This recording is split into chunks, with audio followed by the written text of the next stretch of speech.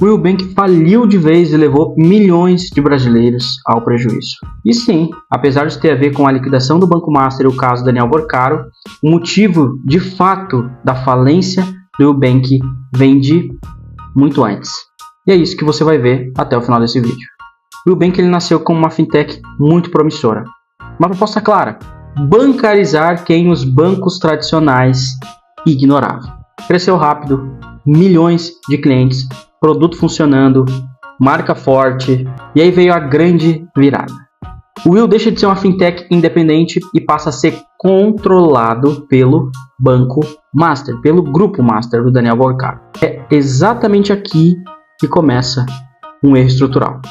O Will Bank recebeu bilhões em investimento, expandiu estrutura, aumentou custo fixo, acelerou contratação, marketing, patrocínios, operação, fez o que uma empresa quando recebe aporte de um fundo de investimento faz, cresceu e expandiu. Só que o ponto crítico aqui é esse: o Will Bank entregou controle financeiro, controle de capital e a dependência total de funding ao Grupo Master. Você está entendendo que eles não venderam equity, eles venderam autonomia total do Will Bank para o Grupo Master. E apesar de ser uma coisa que a gente vê muito nas empresas, M&As, quando uma empresa compra outra e faz parte de um grupo, e se você tem um grupo empresarial, ou do ponto de vista da gestão do Grupo Master, eles não podem controlar 100% do caixa das empresas, porque quando você faz isso, você coloca a dependência daquela empresa completamente no grupo. E você tira o poder de crescimento daquele CEO, daquela estrutura que funcionou até agora, até o momento da compra, da M&A. Então entenda que uma empresa saudável dentro de um grupo empresarial, ela é uma empresa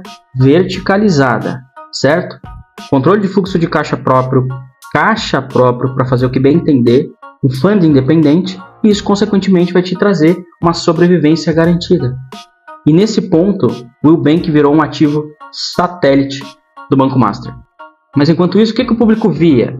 Via Pablo Vittar, Whindersson Nunes, Simone Mendes, Vini Júnior, Luciano Huck, programa do Domingão. Inclusive o programa do Will Bank no Luciano Huck ofertava 1 milhão em barras de ouro para o público. E aí, qual que é a sensação que o público tem? O que você acha que passa na cabeça das pessoas quando vê essas figuras públicas divulgando um banco?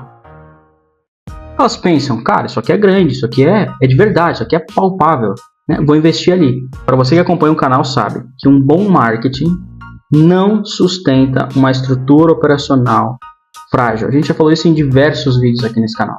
Tá fazendo sentido para ti essa análise? Só dá um confere se você já é inscrito no canal. E se você quer notícias comentadas por gestores de empresa, análises como essa, só que mais densas, eu tenho um convite para te fazer. Clica no primeiro link aqui embaixo e vem para a comunidade SF Little. É apenas R$19,90 por mês. Agora vamos para a parte mais importante do vídeo: o colapso. O Will Bank cresceu muito rápido porque ele fez uma estratégia que, olhando de fora, eu julgo ser a estratégia do Blitzscaling, que é uma estratégia que startups utilizam, inclusive a gente já utilizou isso dentro do nosso grupo, para crescer a qualquer custo, porque você é financiado, sustentado por um fundo de investimento ou um investidor. Nesse caso, o Will Bank fez isso sustentado pelo capital do Grupo Master. O problema é que esse capital não era infinito. E aí, quando o Banco Master entrou em colapso, a fonte secou. Aconteceu o pior cenário possível para uma empresa que cresceu sem priorizar lucro. Para você entender, tem as startups que crescem não priorizando o lucro, porque elas têm um fundo investindo, e tem empresas tradicionais que crescem priorizando o lucro, mantendo o caixa e vão crescendo aos poucos. O Bank, por conta de toda essa estrutura que eu te comentei, provavelmente escolheu crescer a qualquer custo. O problema é que esse crescimento traz um custo fixo alto, uma operação grande, uma dependência de capital externo absurda e zero margem para manobra se alguma coisa der errado. Aí o Banco Master caiu, o custo continuou alto, parou de entrar dinheiro, provavelmente o caixa do Will Bank evaporou, não conseguiu dar conta do recado, Mastercard bloqueou e o Banco Central, que estava com o controle do Banco Master nesse período, fez a liquidação do banco. Sabe o que é mais interessante? É que, analisando do ponto de vista de gestão de negócios, isso não foi um evento isolado. Muito pelo contrário, isso foi um efeito dominó possivelmente previsível.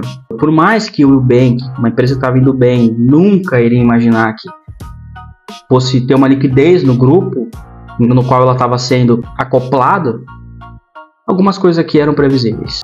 E é isso que a gente vai entender, quais são as lições que esse caso mostra pra gente. Primeira lição: se você vai vender o controle da sua empresa e vai fazer parte de um grupo, não venda o controle absoluto e soberano da sua empresa sem um firewall financeiro. O teu caixa ele precisa ser blindado, você precisa estar em contrato. Porque olha só, se o grupo faz a gestão completa do seu caixa, tem outras empresas, uma dessas empresas colapsa e o grupo precisa tirar recurso para suprir aqui e o grupo não tem, vai tirar recurso de qualquer empresa. Isso é um risco enorme. Para você que tem grupo empresarial, como nós temos aqui, você precisa da liberdade de verticalizar suas empresas. Quando você protege o seu caixa para que cada empresa consiga trabalhar e se autossustentar o seu próprio crescimento ali dentro, você blinda aquela empresa isolada. Aí se o grupo quebrar, a empresa continua viva. Segunda lição, estar num grupo empresarial não é sinal para crescer desesperadamente, muito pelo contrário. Muito pelo contrário. Esse erro aqui muita empresa comete, muita startup comete. Entra dentro de um grupo, acha que é um fundo de investimento que está ali, que vai trabalhar com equity, que trabalha com risco, com aversão ao risco, e vai lá e coloca todo o caixa comprometido para tracionar, sobe a estrutura de custo lá no talo. Isso não está errado se você tem um fundo te bancando, que ele comprou essa empresa pretendendo sair lá na frente por conta de valuation. Só que isso geralmente não é o que acontece num grupo com as características do grupo master, que é um grupo financeiro. Essa compra foi feita para acoplar ao portfólio do grupo e não necessariamente para fazer essa empresa crescer e fazer um equity lá na frente. Quando você tem um ecossistema parecido com o ecossistema do banco master, você deveria trabalhar com mais tranquilidade, porque seria essa a estrutura que o grupo te forneceria. É justamente a necessidade de não precisar crescer tão rápido. O grupo master, cara, o grupo master era um grupo forte até vir a liquidação e toda essa fraude bilionária que surgiu. E um grupo forte ele serve para preservar teu caixa, para você ganhar fôlego, serve para você crescer com controle, para você amadurecer tua operação aos poucos, não para fazer um blitzscaling, que é a estratégia de crescer a qualquer custo de forma irresponsável. Claro que um crescimento sustentável dentro de um grupo, ele é um crescimento mais lento. Só que ele também é mais lucrativo, mais resiliente, te dá uma robustez melhor, uma tranquilidade melhor de operar. E linkado a isso, eu vou te trazer a terceira lição que esse caso lembra, independente do modelo de compra e venda que a sua empresa passou. Sempre crescer sem lucro vai ser uma dependência disfarçada e você precisa aprender a lidar com as consequências disso. Porque enquanto o funding existe para bancar, tudo certo, tudo parece funcionar. Só que quando o dinheiro some ou deixa de entrar, aí vem a verdade absoluta. Ou a tua estrutura que você criou até aqui se sustenta, ou a tua empresa vai quebrar. E no caso do Ubank, ela quebrou. Só para deixar claro, o Ubank, na minha visão, ele caiu porque ele cresceu rápido demais, sem ter uma resiliência financeira própria. Qual foi o resultado disso? Milhões de brasileiros com contas bloqueadas, cartões parados, dinheiro congelado, o pessoal não consegue tirar o dinheiro lá de dentro. É aquela coisa, decisão ruim tomada lá no topo sempre vai cair lá na base.